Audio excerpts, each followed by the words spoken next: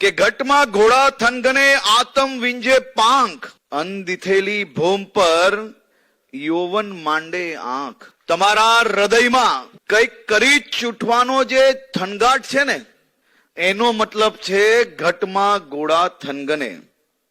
તમારી આત્મા જે ઊંચી ઉડાન ભરવા માંગે છે ને, એનો મતલબ છે આતમ વિંજે પાંખ.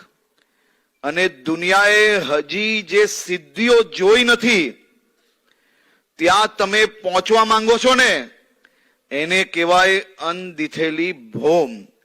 તમારામાં રહેલા આ અદમ્ય સાહસ અને તરવરાટ એ ભારતની સાચી મૂડી છે. આપણે જે સપનાની વાત કરી ને, એ સપનાની વાત એનો મતલબ છે કે ઘટમાં ઘોડા થનગને આતમ વિંજે પાંખ, અનદિથેલી ભૂમ પર યૌવન માંડે આંખ.